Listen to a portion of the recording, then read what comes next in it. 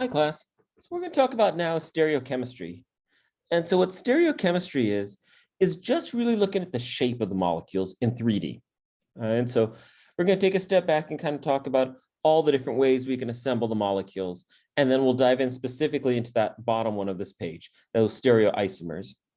So isomers are compounds with the same molecular formula. And so the best way to think about this is kind of like Legos, right? You're going to have the same set of Legos, but you can build a million different things, right? And so that's what isomers are. You have set number of carbons, hydrogens, oxygens, nitrogens, whatever the atoms are. And you can make a bunch of different molecules as long as they consist of the same formula. Right? Constitutional isomers just have different connectivity. Right, so they're going to be there where like you're actually just going to move one group around. Right, so they're very like loosely defined in terms of their shapes and their properties. They typically don't have a lot of like similar properties because once you start moving their connectivity around, they can make different groups. All right, the last one is stereoisomers, and so they're actually going to be isomers that have the exact same connectivity, right, but their orientation in space is different. And so the best example of this one is your hands, right? So if you look at your two hands, you have your palm, your 5 fingers, a thumb, and a pinky, and they look exactly the same, but they're mirror images of each other, right? And you know this because if you put a glove on that's specifically for your right or left hand, it'll feel different on the other, right? Same thing with your feet. If you put your left shoe on your right foot, it doesn't fit quite right. And that's because they're stereoisomers of each other. So they have that same connectivity, but their spatial arrangement is slightly different, right? And so those are stereoisomers. Now, the other one we're going to talk about is chirality. And so chirality directly relates to these stereoisomers. Right? And so what we want to think about is, what do these molecules look like in 3D? Right? So we want to picture what direction is the groups pointing in? What is its three-dimensional shape? Right? So chiral comes from the term handedness, right? And so one of the things we think about is like the handedness of our hands, right? So we can be right-handed or left-handed, and we just did the analogy with gloves or shoes, and they fit different. All right, so if an object is an object that is not superimposable on its mirror image, then it's chiral. All right. And so we're going to look for ways to find this, right? So chirality is going to be this idea of like your hand, right? Where it's not superimposable. So if you try to put your two hands, right? If I make my palms match up where they're sitting flat towards each other, all my fingers will line up, but my palms are going to face in opposite directions. If I make my palms face the same direction, now my thumbs are on the opposite side. So you can't ever get them to match up, right? So that's why your hands are chiral. Achiral is things that tend to have some symmetry operation, right? And so the term that people use sometimes is lacking handedness. So if you're achiral, it just means you're not chiral. The easiest way to find this for a molecule, because sometimes it's really hard, like if you're just sitting on a piece of paper, you're not going to be able to grab the molecules and superimpose them and do things like that. So instead, what you can do is do this plane of symmetry. Right? So, and we'll look at these on the next slide, but essentially a plane of symmetry is, can you draw a line right through the middle of the molecule and where one half reflects on the other? Okay. Anything that's completely flat, you'll always have a plane of symmetry where you can cut it right through the molecule. So if your hands, for example, didn't have a palm and then the top of your hand, like if both sides were exactly the same, then you could have a mirror plane right through the hand, right? Because then the top of your thumb would match the bottom of your thumb, right? And vice versa in your fingers. But that's not true, right? Like your fingers have a fingernail on one side, not on the other. And so that's why this doesn't work. But if they were exactly the same on both sides and it was truly flat, you could cut it right through the middle. But your hands are chiral, so it doesn't work. We're going to look for a plane of symmetry, right, where we can draw a mirror plane and the two halves will reflect. Center of symmetry is a little bit tougher, but you're essentially going to drag something right through the middle of the molecule and back out the other side. All right, so let's take a look at these, and I think it'll make a little more sense when we start looking at them. So I think the plane of symmetry is probably the easiest. All right, so if we're looking at the molecule here, so here's a beaker. There's a little spout, right, which makes this molecule have some uniqueness. But if we put the mirror plane right through that spout, right, we're going to cut it right in half, you'll see the molecule reflects on each other. Now this one works because there's no writing, there's no branding, and so the two halves are going to look exactly the same. you have something like this cube, you can actually have a bunch of plane of symmetries. Right? You can cut the square in half. You can cut it the other way in half, up and down. And so sometimes you'll have a bunch of planes of symmetry, right? And that's fine, but you just need one for it to be achiral. So it's great that we can do beakers and squares and boxes, but where we really care about this is in our molecules, right? So organic molecules. If you look at this first one here, here's our molecule. There's a bromine, chlorine, and then our two hydrogens.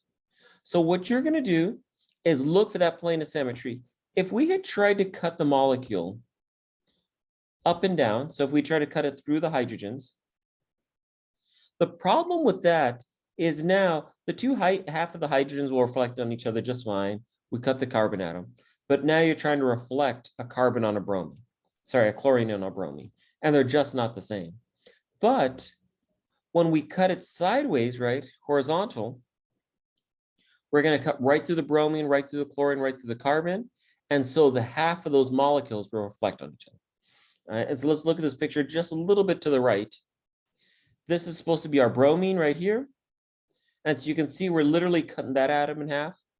We're following the bond, cutting the carbon in half, cutting the chlorine in half. And so the two halves of this atom reflect on each other. And then the hydrogens reflect on each other, even though we're not cutting them in half, but they're the same atoms. Okay? So that's a really good example of a plane of symmetry.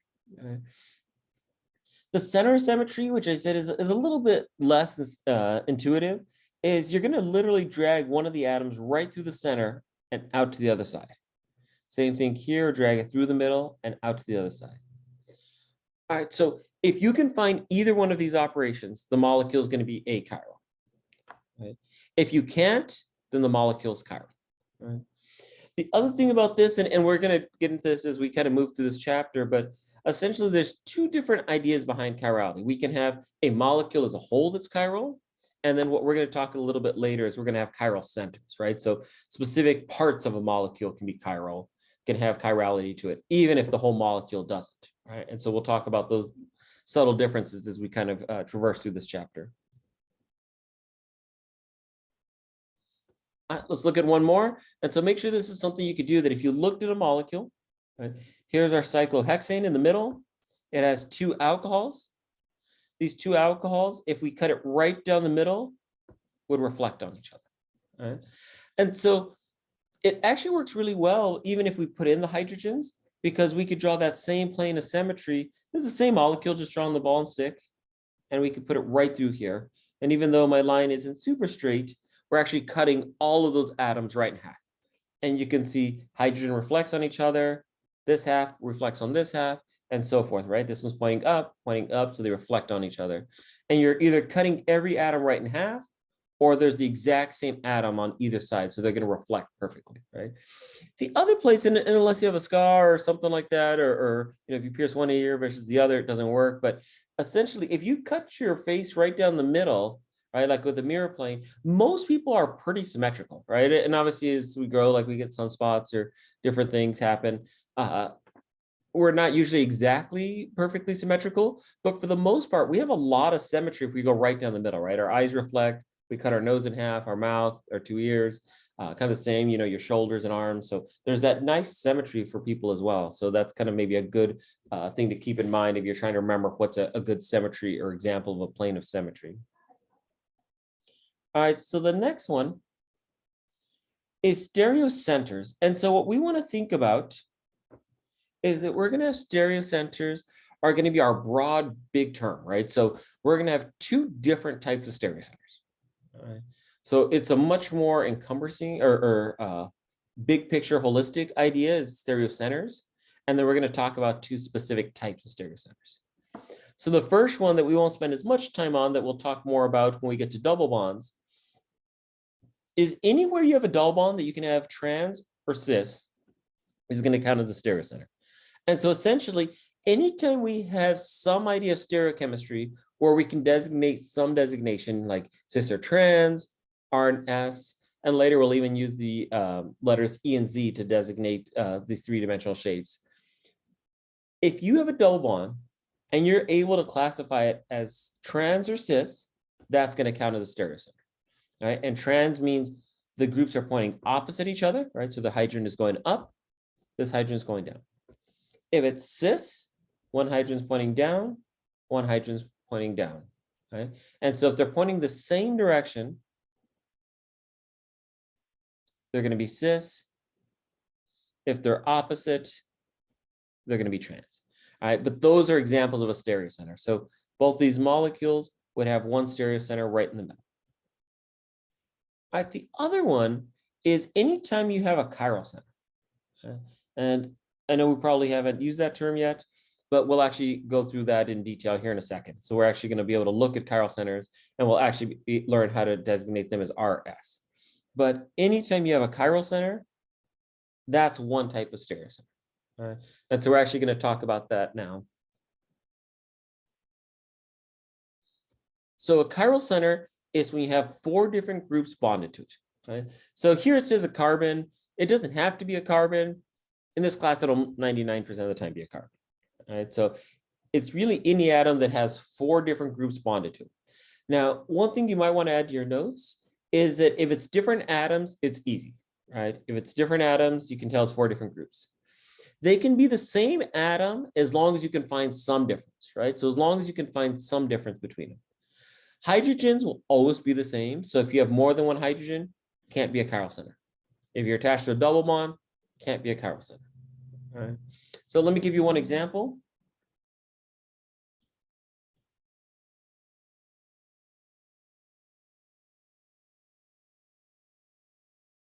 All right, so let's look at this molecule in black. I think we have a chiral center right here. And what I want to highlight is, don't forget that in the zigzag form, we don't show the hydrogens that are implied. And so there's 4 positions on any picture, 2 in the plane, a wedged, and then a dash. So whichever one of those 4 isn't shown is where the hydrogen is at. Okay?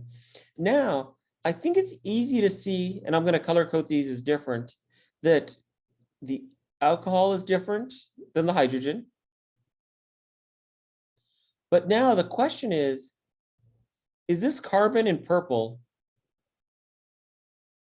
different than the one in green? And so they're the same atom, so your inclination might be to say, no, they're both carbons. But as long as we can find some difference, we can count them as different groups. And so the difference is going to be this one's on the end, this one's in the middle, this is a primary, this is a secondary. This one actually has 3 implied hydrogens, this one has 2. So we can actually find a bunch of differences. So as long as you can find some difference, we can count them as different groups. So this would be a chiral center, right? So we'd have a chiral center right here. And then just remember, chiral centers are one type of stereocenters, right? So there's a specific type of stereocenter. Now, one thing that's going to kind of relate to these chiral centers is when you have an enantiomer, it's stereoisomers that are non-superposable mirror images, right? And so essentially it relates to the relationship between 2 stereoisomers, right? And so the best example of these enantiomers are your hands. Right? So your hands are enantiomers. In terms of molecules and why we talk about them right under chiral centers is if you have a molecule with a chiral center, its enantiomer will have that same chiral center with the exact opposite letter. So we talked about the chiral centers are going to be labeled R or S. If your molecule has a chiral center that's R, its enantiomer is going to be S. Interesting thing, if you have a molecule that has 20 chiral centers, if all 20 chiral centers are R in one enantiomer, then in the other enantiomer, all of them have to be S. So you'll literally flip every single enantiomer, right? With whatever combination it may be of R and S, every single chiral center will have the exact opposite designation if it's an enantiomer. All right, so how do we label these? Well, the first thing we have to do is just make sure we're all looking at the same thing. And so for this slide, just kind of stop and visualize it. And I think the part of the problem is we throw in so much terminology and the way we can draw stuff, it tends to be a lot. And so sometimes it's nice to take a step back. So what you're typically going to see the molecule as we have it here in structure 4. I think the one that gives you the most information is structure 1. All 4 of these are the exact same molecule. And so essentially what we've done here is we put the alcohol going up, we show the dash and wedge. this one just orientates it the way we do. We tend to draw the carbon chain in the plane of the paper, and then anything that comes off it tends to be our wedge and dash. All right, so not too bad, right? We just kind of rotated the molecule a little bit to get to structure 2. The other thing is, remember in zigzag, we don't write any of the hydrogens on carbon, and we don't write the carbon atom symbol. We just do a zigzag, right? We just draw the line. So we draw the line right through the middle of this, up, down, up. And so that's the line here, right? Up, down, up. So we just got rid of those hydrogens. On the example I just did, we put this hydrogen in. And so typically you're going to start with number 4, and hopefully you can work your way back to understand what all of these pictures look like. All right, so one of the things you should think about as you're kind of reviewing the zigzag form is you want this structure, but in your mind, you should be able to figure out where all of these hydrogens are. Okay? And just remember, if the alcohol had been dashed, then the hydrogen would be wedged. Right? So there's always 2 in the plane of the board or the paper, and then the other 2, one is wedged and one's dashed. So whatever's shown, the one that's implied is the opposite. One more idea about enantiomers. So again, you don't need to take a lot of notes on this one, other than this is just trying to show you that they're truly mirror images, right? And so if you put your hands, they really are mirror images, right? The thumbs are reflecting on each other. You'd expect that the palms, if you're doing a mirror, would be facing each other, and your back of your hands would face away. So they're mirror images. Same thing with enantiomers, right? The alcohols are going to be pointed towards each other, the hydrogens, the alcohols on top. So we have these mirror images, right? And same thing here. We just turn the molecule the other way. Doesn't matter, right? Or it's a zigzag form. See how the 2 are closer to each other. We point them away. And so we're just showing these mirror images, right? So enantiomers are always mirror images of each other's. All right, so this one, I would stop and pause for a little bit and make sure it really seems like something you got a good grasp of, because one of the things you'll have to do a lot is identify chiral centers as either R or as an S configuration.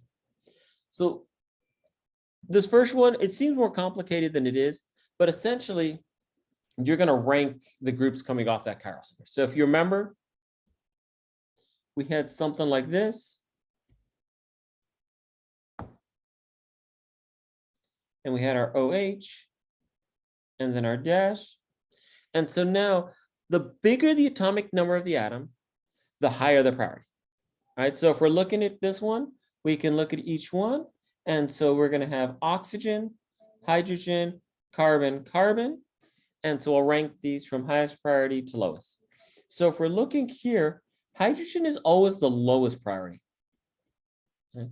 And so we're going to rank these 1 through 4. So hydrogen is always the lowest, and the biggest atomic number always is the highest. Right? So that'll be our highest priority. And so if we look at this, oxygen is bigger than carbon. So this one will be 4, and this one will be 1. All right, so the lowest priority always is number 4, and the biggest priority is always number 1. All right. So the highest priority is going to be number 1, and that'll always be whichever one has the highest atomic number or the biggest atomic number. All right, now on step 2, it's going to help us decide between these 2 carbons, right? So if we're looking at the 2 carbons, they're the exact same, right? Because they're both carbons. So then what we want to look at is what's the next biggest thing attached to it? So on this one, it's a hydrogen, right? So we can draw on the implied hydrogens. So there's a hydrogen here, hydrogen here, hydrogen here, and then here there's 2 hydrogens. Okay? So if we're looking at these, okay, the biggest thing attached to this one is a hydrogen, and you could have picked any one of the 3, it didn't matter. The biggest thing this one's attached to is actually another carbon over here. And that's what this thing is saying, is that you want to look for that next bigger group, right? So this one, if you're attached to 3 hydrogens, you just pick one of the hydrogens. If you're attached to a carbon, then you pick that, or nitrogen or oxygen. In this case, it's a carbon. So then the way we're going to rank these numbers is oxygen was the biggest atomic number, so it gets to be 1. This one gets to be number 2, 3, and then the hydrogen is number 4. All right? So really straightforward. We're going to find our chiral center. So our chiral center is right here in the middle. And then we just want to rank the groups coming outside of it. If we look at the atom, the bigger the atom, the higher the priority.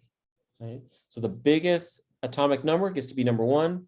Hydrogen's always the smallest, so it gets to be number 4. Right? And then if they're the same, we just kind of work our way out.